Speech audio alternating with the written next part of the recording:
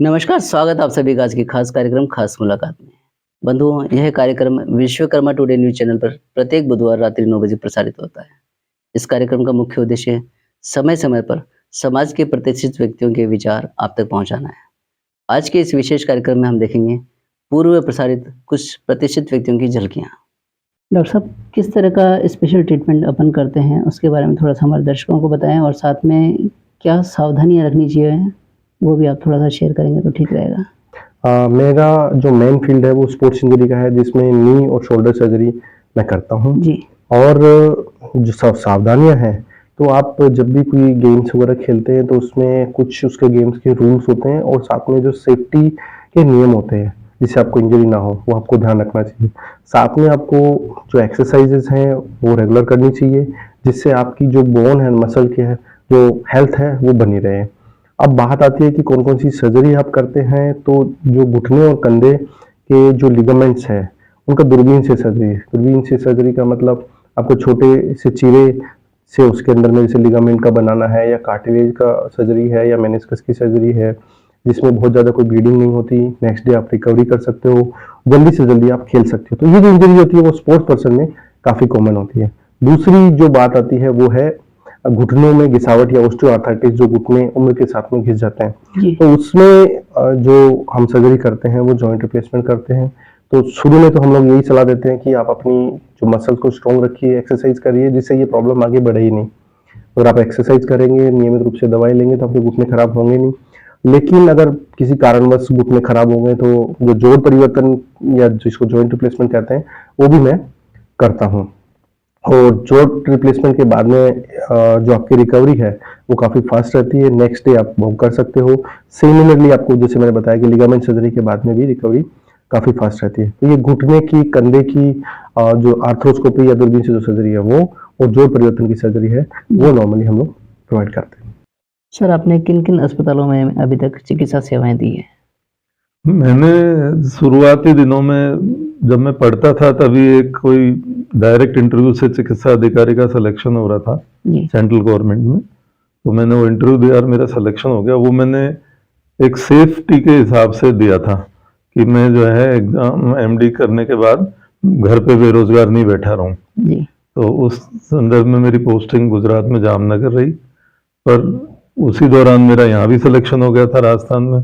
जी, तो बस time pass करने के लिए भाई कुछ अनुभव ही होगा, मैं गुजरात में रहा 2-1 महीने, फिर राजस्थान स्टेट में पहले से ही सिलेक्शन हो रखा था, जी, पर उस पर स्टे आ गया। स्टे आने के कारण मैं वहाँ भी छोड़ के आ गया कॉन्फिडेंस में, और यहाँ स्टे आ गया था। तो फिर मैंने दुर्लभ जी हॉस्पिटल में कुछ दिन काम किया, और मैंने 2 महीने बाद फिर यहाँ के भी ऑर्डर आ गए थे। तो मेरी फर्स्ट पोस्टिंग सीकर जिले में पाटन नामक एक अब उप तहसील है, गाँव था। वहाँ नया नया रेफरल हॉस्पिटल बना था। जी, पहले सिंगल डॉक्टर पोस्ट थी, फिर हमारी 5 डॉक्टर्स की पोस्ट थी। तो उसमें जो नया हॉस्पिटल बना था, तो वाह! उसमें मेरी पहली पोस्टिंग दूसरे डॉक्टर के रूप में। फिर और भी डॉक्टर लोग जी, आए, वहाँ मैंने साल 1.25 साल काम किया, और उसके बाद नीमकत लोगों की डिमांड पे सबने कहा कि भाई इतने अच्छे डॉक्टर हैं और बच्चों के तो है ही नहीं। तो नेता लोगों ने भी कहा कि आप तो सेंटर में आओ, नीमकत आना, जिससे जी, पूरे इलाके के लोगों को। फिर मैं नीमका थाना रहा, और फिर वहाँ से ही यहाँ पर मेडिकल कॉलेज का एग्ज़ाम दिया, और उसमें मेरी राजस्थान में फर्स्ट रैंक आई थी वहाँ भी, बिना किसी सिफारिश के। कोई थी नहीं गांव में। बिल्कुल, पिताजी 8वीं पास थे। जी, उन्होंने अपना जीवन एक मैसन वर्कर, कारीगर, पत्थर के कारीगर, मकान बनाने वाले कारीगर के रूप में 13 साल की उम्र में शुरू कर दिया था। माताजी निरक्षर थी, पर वो दोनों ही अपने हिसाब से बहुत, मैं सोचता हूँ, बहुत इंटेलिजेंट थे। बिल्कुल, तभी आप हाँ, क्योंकि वो पढ़ाई चाहे उनको अवसर नहीं मिला हो, लेकिन हमारी माताजी उस टाइम भी मतलब गांव के अंदर हर चीज़ जो लेडीज़ को सिखाना, अचार कैसे बनाना है, स्वेटर कैसे बुनना है, जी, मतलब वो एक फेमस थी जीजी के रूप में। पूरे गांव, 2-3 गांव की जीजी थी। जी, जी, बना के, तो she used to like a sort of leader. और फादर साहब भी बहुत प्रोमिनेंट पर्सनैलिटी रहे। फाइनेंशियली भले ही नहीं हो, पर जी, फाइनेंशियली ठीक थी कंडीशन, एकदम गरीब जैसी नहीं थी, पर गांव के हिसाब से थोड़ी ठीक थी। बिल्कुल, और पिताजी फिर बाद में मेरे जन्म पे उन्होंने किराए से दुकान लेके और अपने आयरन और टिम्बर की दुकान मेरे जन्म पे शुरू की थी। बहुत बढ़िया छोटी एक दुकान गांव के साथ। जी। जैसा कि अपन बात कर रहे थे अभी पाटन के बाद में आपने ज्वाइन किया नीम का थाना, जी, उसके बाद कहाँ अपन? उसके बाद मेरी जो फर्स्ट रैंक आई, तो ये भी एक बहुत ही इंटरेस्टिंग वाकया है जो मैं आपसे शेयर करना जी। चाहता हूँ। मेरी फर्स्ट रैंक आई तो मैं बड़ा उत्साहित था, क्योंकि मैं एसएमएस से ही पढ़ा हुआ था और यहीं जो है टीचर बनने की, मेडिकल असिस्टेंट प्रोफेसर। तो मेरे बाद जो सेकंड रैंक आई थी वो एक हमारी कलीग भी है अभी, डॉक्टर कुसुम देवपुरा, और देवपुरा साहब की डॉटर थी। देवपुरा साहब उन दिनों एक्टिंग सीएम थे। अच्छा तो उन्होंने मैनिपुलेट कर दिया, मतलब मेरा ओरिजिनल ऑर्डर जयपुर का था, जी। लेकिन मैं सीएमएचओ सीकर से जब तक रिलीव होकर यहाँ आया बड़े उत्साह से ज्वाइन करने, तो मेरे को जोधपुर के ऑर्डर तैयार मिले। तो कुछ लोगों ने कहा कोर्ट केस कर दो, फिर मैंने कहा सीएम से अपन जीत तो सकते नहीं है, तो फिर मैं जोधपुर चले गया। नीम का थाना के बाद जोधपुर की पोस्टिंग, वहाँ कितने टाइम आपने? वहाँ लंबे टाइम रहा मैं, वहाँ पर करीब 14.5 साल जोधपुर में मैंने काम किया। वहाँ अच्छा नाम हो गया था और पूरे शहर में, और अच्छे टीचर के रूप में हो गए थे। लेकिन फिर बच्चों की एजुकेशन एक तो बड़ा मुद्दा था। जोधपुर हमारे 2 बड़ी बेटियां, एक बेटा है छोटा, तो ऐसा लगने लगा था कि अब वो टाइम नहीं रहे थे जब अपन अपनी बच्चियों को इस रिश्तेदार के घर 2, 4, 5 साल रख सके। समय के अनुसार बदलाव आ रहा था, तो एक चिंता सी हो गई थी कि यहाँ कोई बहुत अच्छी कॉलेज नहीं है बच्चियों के लिए, और अपने को इस हिसाब से जयपुर चलना चाहिए। तो सबका किसी का सहयोग मिला और मेरा जयपुर स्थानांतरण करवा लिया। फिर कुछ ही दिनों बाद मेरी पत्नी का भी, उनका भी फिर जोधपुर मेडिकल कॉलेज में हो गया था, वो भी एक एग्जाम पास करके आ गई थी। फिर वो भी थोड़े दिन 5-6 महीने बाद उनका भी जयपुर स्थानांतरण करवाने में सफल रहा, और उसका हमको जो लाभ ये हुआ, हालांकि मेरी बहुत ज्यादा प्रैक्टिस थी, तो सब लोगों ने कहा डॉक्टर साहब अब तो लाइनें लगने लगी है, अब तो टोकन बंटने लगे, आपका क्या दिमाग खराब हो गया जो आप सबको छोड़ के जयपुर जा रहे हो? मकान भी बना लिया था जोधपुर में, मतलब एक अलग तरीके का डिसीजन था। जनरली डॉक्टर्स जो है जगह नहीं छोड़ते हैं, एक बार प्रैक्टिस अच्छी जम जाती है तो काफी लोगों ने तो आत्मघाती कहा, किसी ने कुछ कहा। तो हमारी योजना ये थी कि बच्चियों को अच्छी शिक्षा दिलवानी है, तो हम जयपुर शिफ्ट हुए। फर्स्ट थिंग वाज कि बच्चों की एजुकेशन अच्छी हो। किसी मैगजीन के प्रिंट में आपके आर्टिकल का जो टाइटल था, नया सोचो नया करो और आगे बढ़ो, इसके बारे में आप क्या कहना चाहेंगे? सर यही था कि मैं शुरू से ही, मैंने आपको पहले बताया कि मेरा व्यवसाय इंडस्ट्रीज मशीनरी का था, लेकिन मेरा सोच थी कि अच्छा कुछ और करें, इसमें कुछ और अच्छा करें। तो हमेशा अंदर से एक भावना ऐसी पैदा होती थी कि यार कुछ बड़ा करना है और कुछ अच्छा करना है। इसलिए ही मैं उस नया सोच के लिए नई राह पे निकल चुका था, और एग्रीकल्चर सेक्टर में मेरा रुझान बैठा कि हाँ इसमें अपन देश के प्रति और खुद की इच्छा थी कि कुछ अच्छा है, उसके लिए हमने अच्छा किया। इसलिए वो लाइन मैंने इरिगेशन चुना, एग्रीकल्चर चुना, क्योंकि इंसान की पहली जो आविष्कार था वो खाना बने, रोटी बनाने का था, और वो पेट से जुड़ा हुआ काम उसने किया। तो जो कि एग्रीकल्चर में हम काम करते हैं वो पेट से जुड़ा होता है कि सारे काम चाहे कुछ भी हो, लेकिन ये काम ऐसा है कि हमेशा ये आगे से आगे इसकी जरूरत रहती है। आज भी भारत के को जो दूसरे देश देखते हैं, जैसे आपके दुबई क्षेत्र हो गया या सोवियत हो गया, ये सब देखते हैं एग्रीकल्चर लैंड। इजराइल के बाद में इंडिया ही ऐसा देश है जिसको पूरी दुनिया देखती है, और यहाँ से अपना अनाज आता है और वहां से उनका जो पेट्रोल है, क्रूड ऑयल है, वहां से वो आता है। तो ये एक बिजनेस भी है और पेट से जुड़ा भी है और देश के प्रति भी है, तो हम उसी लाइन में लगे। अलग सोच के आपने नया करा, आगे बढ़े इसमें। हाँ, इसलिए नया सोचो, नया करो और आगे बढ़ो। बहुत बढ़िया। आपके व्यवसाय में आपकी क्या क्या उपलब्धियां रही है, उसके बारे में बताएं। सर उपलब्धियां तो जैसे हमेशा कोशिश यही रही कि हम एक नंबर अच्छा कार्य करते रहे और निरंतर अपने इंडस्ट्रीज को अच्छे की तरफ लेके जाए। और उसके साथ अचीवमेंट ये था कि हमको एक टास्क मिला 2023 में कि हम एक जो प्लास्टिक इंडस्ट्रीज हमारी, ये काफ़ी बड़ी इंडस्ट्रीज है। प्लास्टिक मैन्युफैक्चर एसोसिएशन का मैं वाइस प्रेसिडेंट भी हूँ। तो सारे इंडस्ट्रीज जो 1200 इंडस्ट्रीज में है, तो सारे इंडस्ट्री यार अपने प्लास्टिक के क्षेत्र में कुछ नया राजस्थान में करना चाहिए, और यहाँ के जो रोजगार राजस्थान में है, जो रोजगार बढ़ने चाहिए और यहाँ के लोगों में नया व्यापार आना चाहिए। तो हमारी एसोसिएशन ने डिसाइड किया कि हम इसमें एक एग्जीबिशन करते हैं, जो इंडिया में प्लास्ट इंडिया दिल्ली या बॉम्बे प्लास्ट विजन होता है, तो उन लोग वहाँ पे जैसे उन्होंने इंडस्ट्रीज में एग्जीबिशन हुए, तो वहाँ के जो लोगों ने ग्रोथ भी की। वहाँ के दिल्ली के अंदर अगर बॉम्बे में आप जाएंगे तो एग्जीबिशन ही उनका एक मेन स्तंभ था जिससे उनके व्यापार बढ़े, उनके इंडस्ट्रीज आई जी। और उनका मनोबल बढ़ा। तो आज दिल्ली और बॉम्बे आप देख सकते हैं कि बिल्कुल। कितने वो आगे हैं। तो उसी लाइन पे चलते हमने भी राजस्थान में एक राजप्लास किया था सितंबर मंथ में, बहुत बढ़िया। और आपको बता के हर्ष हो रहा है कि सिर्फ 3 महीने में हमने वो ऐसी एग्जीबिशन की थी तो आज तक राजस्थान में नहीं हुई, प्लास्ट के ऊपर। प्लास्टिक इंडस्ट्रीज के अंदर। और उससे पहले जो ऐसे एग्जीबिशन होते थे वो सिर्फ स्टोन के होते थे, स्टोन मार्ट या ज्वेलरी शो होते थे, वो राजस्थान में था कि पत्थर है या ज्वेलरी है।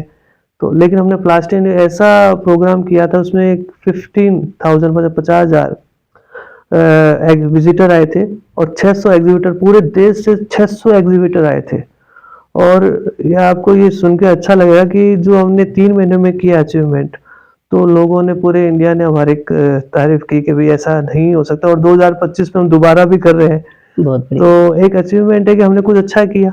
नई वह यहाँ पे आपने नई सोच लगा के एक नया शुरू किया। हाँ, आज तक कभी राजस्थान में ऐसा हुआ मेरा सर ऐसा है कि पहला अपना घर, फिर अपना कॉलोनी, फिर अपना शहर, फिर अपना राज्य, फिर देश। जी तो पहले अपन घर को बचाएं, तो अभी हम राजस्थान तक पहुंचे हैं। जी जी जी। बिल्कुल आगे भी पहुंचेंगे। हाँ बिल्कुल सर। डॉक्टर साहब, आपके बारे में सुना है कि आप पेशेंट्स को जो है योग के बारे में ज़्यादा जानकारी देते हैं, तो आप आर्ट ऑफ लिविंग से कैसे जुड़े उसके बारे में दर्शकों को बताएं। आर्ट ऑफ लिविंग या योग से जुड़ाव मेरे फाइनल ईयर एमबीबीएस का है, लगभग 20 साल हो गए जुड़े हुए। और मुझे ऐसा लगता है कि योग से जुड़ाव किसी भी व्यक्ति का एक इस जीवन या एक जन्म में नहीं होता है, वो उसकी पुरानी संस्कृति और पुराने संस्कारों के माध्यम से होता है। तो इस विषय में सबसे महत्वपूर्ण यह है कि चूंकि योग एक जीवन जीने की शैली है और उत्तम स्वस्थ जीवन जीने की शैली है, लोगों में कुछ भ्रांतियां हैं योग को लेकर के। जैसे पहली कि योग चिकित्सा का सब्स्टिट्यूट है, नहीं। तो यहाँ पर ये भ्रांति दूर करने के लिए अगर कोई मेडिकल फील्ड से व्यक्ति बात करता है तो वो थोड़ी और ऑथेंटिक मानते हैं लोग। अदरवाइज मुझे नहीं लगता ऑथेंटिकेशन की नीडेड है। भारतीय योग पद्धति और चिकित्सा पद्धति को विश्व स्तर पर स्वीकार किया ही गया है। जी फिर मेरा जुड़ा हुआ आर्ट ऑफ लिविंग में, एंड देन 20 साल की यात्रा जो मैं यहाँ तक पहुंचा। 2003 में मैंने पहला कोर्स किया होगा और उसके बाद धीरे धीरे धीरे धीरे आगे से आगे, एक तरफ पढ़ाई चलती रही, दूसरी तरफ अपने जीवन का ही, जैसे कुछ लोग होते हैं बैडमिंटन खेलते हैं, कुछ लोग टेबल टेनिस बिल्कुल, खेलते हैं, अपना कुछ अपना। गोल्फ खेलते हैं, किसी को घुड़सवारी का शौक है, कोई म्यूजिक में अपना शौक पूरा करता है। तो ये एक पैशन कह सकते हो कि पैशनेट तरीके से इसमें फिर थोड़ा सा और गए आगे, और आगे जाकर के फिर अब फिलहाल मैं इसको पढ़ाता भी हूँ, आर्ट ऑफ लिविंग के कोर्सेज लेता हूँ, जी जिसमें बेसिक कोर्स है, सहज समाधि कोर्स है, साथ में जेल के कोर्सेज हैं, यूथ के कोर्सेज हैं। और आप देखो आजकल वर्तमान में आज का यूथ डायरेक्शन लेस लगता है कहीं कुछ हद तक, जिनके पास ऊर्जा का असीम भंडार है लेकिन दिशा नहीं दिशा है। नहीं है। और इस ऊर्जा के असीम भंडार और दिशाहीनता के कारण फिर नशा और अपराध, इसमें कहीं ना कहीं इंडल्जेंस होता है। तो ज्यादा बेटर क्या है कि एक दिशा के हिसाब से कम कोई दिशा दिखाने वाला अगर हो, जैसे हमें हमारे जीवन में मिले दिशा दिखाने के लिए गुरु मिले, जी माता पिता मिले, तो मुझे लगता है कि अगर एज ए मेडिकल प्रोफेशनल मैं अपने कुर्सी पे बैठ के मरीजों से इस तरह की बात करता हूं तो कहीं हद तक मैं अपना एक सोशल दायित्व भी पूरा करता हूं। जी, बहुत बढ़िया। सर, अपने उत्पाद के बारे में थोड़ा सा बताएंगे कुछ। जी हाँ, नरेश जी, हम चांदी में कलात्मक वस्तुएं बनाते हैं और उस कलात्मकता से मेरा अर्थ है आभूषण नहीं बनाते। जी हम लोग वो जो चीजें जो कारीगरी की होती हैं, जैसे एक आपने समझिए कि एक मटका बनाया है जी। या सितार बनाई है या हमने पूजा की थालियां इस ढंग की बनाई है, इस तरह के अट्रैक्टिव आइटम जिसमें हाथ का काम होता है, सुंदरता काम होता है, जो लोगों के या बड़े घरों में शोपीस के रूप में रखे जाते हैं, इस तरह के आइटम हम लोग बनाते हैं। हैंडीक्राफ्ट आइटम्स में। हैंडीक्राफ्ट बोल सकते हैं उनको, और पूरा उस पर हैंडवर्क होता है। और ये समझिए कि इस काम में आने के बाद में जैसे मैंने कोशिश की कि हम मशीनें बनाएं, अपने स्टाफ को बढ़ाएं, और स्टाफ बढ़ाने के बाद चूंकि पढ़े लिखे हैं, हमारे पास एक टैक्ट है, एक अच्छा टेक्निक है, तो उसका सही उपयोग करें।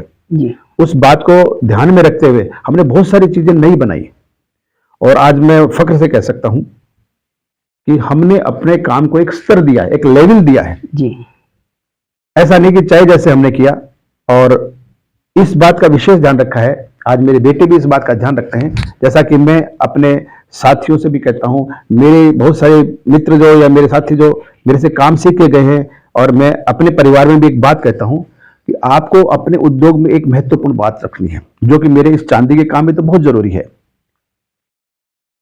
आप प्योरिटी पे ध्यान दीजिए, गुणवत्ता में। क्वालिटी पे ध्यान दीजिए, और समय की पंक्चुअलिटी पे ध्यान दीजिए। अगर ये 3 चीजें आप अडॉप्ट करते हैं, किसी बिजनेस के आपको कोई पीछे नहीं कर सकता आपके बिजनेस में।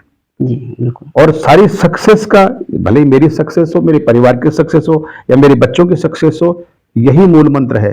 और जो छात्र समझिए या मेरे साथी समझिए, समाज के बंधु समझिए, जिन लोगों ने मेरे से काम सीखा, आज काम सीख करके वो बहुत अच्छी पोजीशन पर अपना काम भी कर रहे हैं, उनके पास ही यही मूल मंत्र मैंने दिया है कि आप इस पे चलते रहिए, आपको कोई बीट नहीं करेगा। व्यापार के लिए आपको कहीं जाने की जरूरत नहीं है। अगर आपने तीनों फार्मूलों को अपनाया है, व्यापार आपके पीछे अपने आप आएगा, व्यापारी अपने आप पीछे आएगा। बिल्कुल मूल मंत्र आपने उनको बताया। ये है, और यही मैं समझता हूं कि किसी भी उद्योग में बढ़ने के लिए ये जी, जरूरी भी है। मिलते हैं अगले सप्ताह किसी नई हस्ती के साथ। तब तक आप देखते रहें विश्वकर्मा टुडे न्यूज। साथ ही चैनल को लाइक, शेयर एवं सब्सक्राइब अवश्य करें।